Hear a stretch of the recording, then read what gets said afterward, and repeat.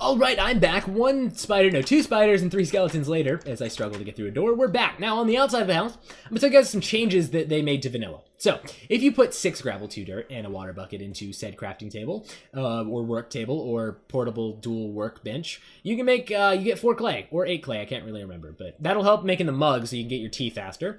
Next up, we got the cobwebs, which is 4 string, 1 slime ball. Boom, you got yourself cobwebs. This was needed for a very long time. And a name tag, which is, 1 string and 1 paper, which has also been needed for a very, very long time, which they finally fixed. Anyway, that's that for the vanilla changes. Now, moving on over here.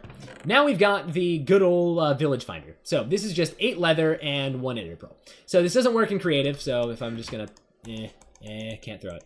So, but if you guys are in survival mode or adventure mode, you can find the nearest village. So I think that'd help a lot in people trying to find villages to get carrots and potatoes. But yep. Next up, we get the quiver. Now, if you use 7 leather and 1 string, you don't actually get arrows. You get the quiver.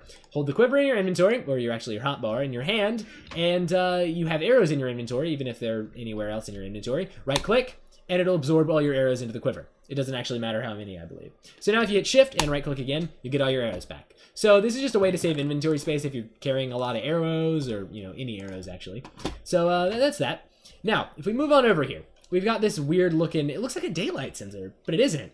It's because it's actually a good old night, it's actually a daylight sensor inverted by right click, then you get yourself an inverted sensor. Now what I've done is I've hooked this up so it's right above a good old command block set to time set 0. So now every time it turns to nighttime, so say if we set it to 13,000,000, that's it, 13,000, goes to nighttime, and my inverted daylight sensor ain't kicking in. There you go, and there we go. Now we got it set time set 0. Of course, since I was messing around with it, I ended up breaking it, but that's just me. Anyway, throw that stone. I don't want you. All right. Well, now we can take a good look at the house again. Look at that beauty. It's a masterpiece. All right, moving on. I built that a long time ago. I felt like I should just use the world. Now, over here are some changes that you can only see in creative. So here, we've got the mule, which is got its own spawn egg now. We also have the donkey, which has its own spawn egg now. I mean, you can see these in regular survival, but you can't spawn them with spawn eggs because, yeah. Anyway, here we have the genetically modified maximum stats horse. So you would think that you right click with this horsealizer, but actually you punch him. But it doesn't do any damage. Anyway, here we go. Jump strength 100, size 100, max health 30, and max speed 100%. So this is the fastest horse you can get. So, yippee for him. Hey, what are you cursing at me? Whatever. All right, over here, we've got the zombie horse, which is the undead horse, which you can't ride. Actually, you can ride, but you can't ride in survival because of, and vanilla, because, Minecraft. Anyway, also we got the skeletal horse, which looks like it'd be really uncomfortable to ride, but, it actually sounds like it's all right. It doesn't feel that bad. Anyway, probably need a saddle. Now, here we have Specimen 36,000B. Anyway, he's a supercharged creeper. Punch. Oh crap, that didn't work. Let's just leave you in here. And let's just close you up. Anyway, it's just a supercharged creeper, which happens when a creeper gets struck by lightning, but moreover, that's, just an easy way to get one. All right, well, that'd be good in adventure maps, but... All right, now moving on over here, we've got a bat and a squid all hung up with a net. Now, if I could actually get the net from that would be great, but item frames don't work in creative. Now, if you were to go, and you were to say capture one of those bats, you get a pocket-sized bat. And, yeah, I used a spawn egg to represent that. And if you use a squid, you get a pocket squid. What does the squid say? Now, what we're going to do is we're going to steal this squid here. And we're going to go in here, and we're going to cap that one. Let's get him. Let's get him. Can I get him? Can I get it? Got him. All right, cool. Now I got 2 of them. Now, look at it as I F5 out of here. Now, if you combine a pocket bat, and you used 2 mushrooms, 1 of each variety, in a bowl, you get a bat stew, which is better than a regular mushroom stew. Now, if you combine a squid and you throw him into a furnace, you combine him with some coal, actually, you get a roasted squid, which is, like food. It's calamari. I don't know why they didn't just... Is that calamari? Yeah, that's calamari. Why didn't they call it calamari? Anyway, now, over here.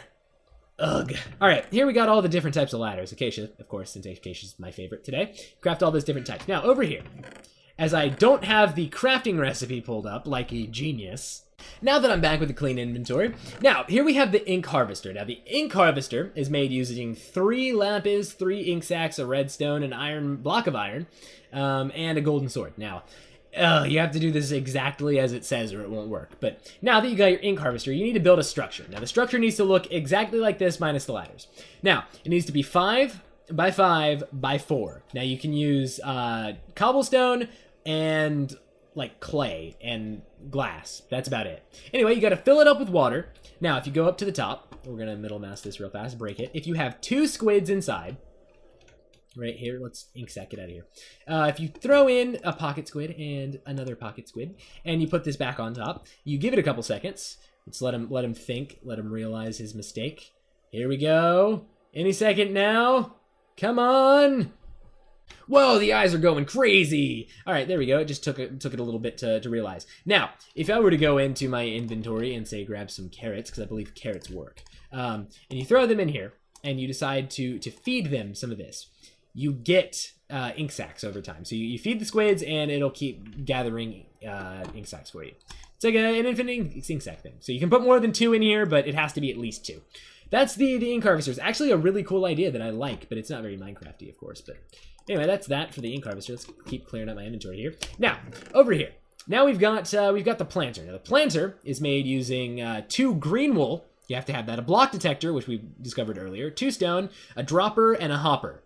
Drop and hop in, all left and right. Now you got a planter. I'll show you guys what that does. Now if we run through here, run sprint all the way through here, and we were to grab a carrot. I'm going to keep like a stack of carrots on me now.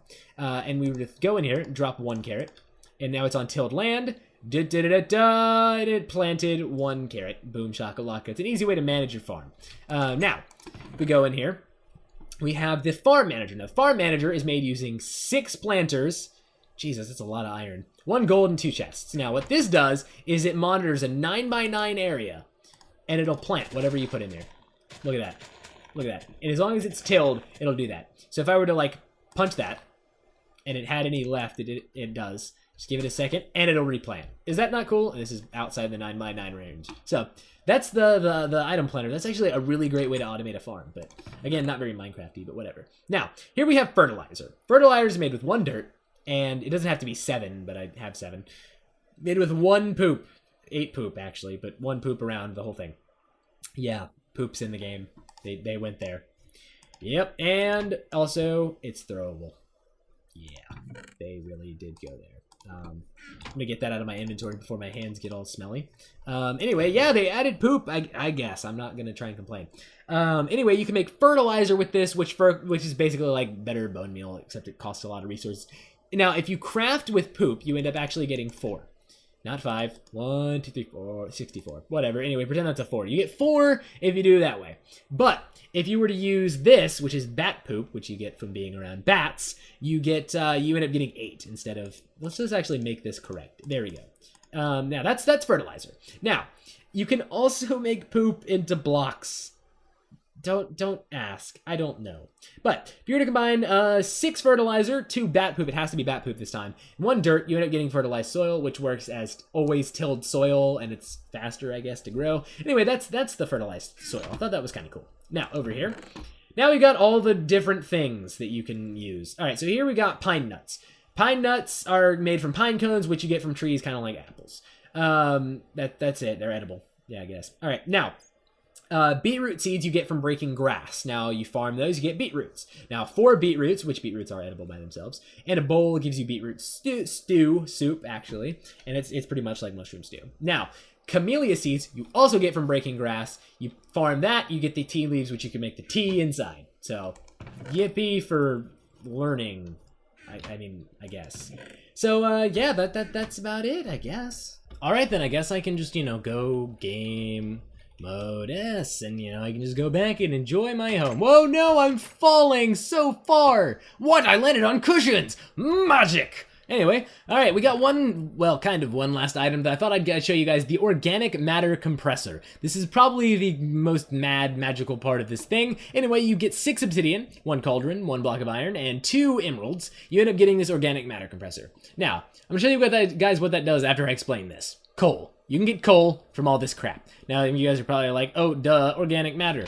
You're just gonna grab all this crap here, all 9 of those, and we're gonna shove all these in the organic matter compressor. Now that the matter is all the way 100% filled, it's gonna start compressing. So if I use coal in here, I get blocks of coal. Yeah, magic. So as soon as this is done, we're gonna wait and wait and wait and wait and wait and wait and wait and wait and keep waiting and waiting still. There we go. Block of coal. As long as that takes, I know, and as much matter as it does, you can get coal from coal and organic matter. So if you guys have a bunch of extra rotten flesh, you can end up doing that. So yeah, that's about it for this mod. Hopefully you guys have enjoyed. If you did, make sure to drop a like, download the mod, try it out for yourself, incorporate it into one of your survivals. I will be definitely using it if I do another mod of survival anytime soon. So yeah, other than that, this is TheLlamaMonkey, and I will check you Llama Gods later. But now I just gotta figure out how I get out of here.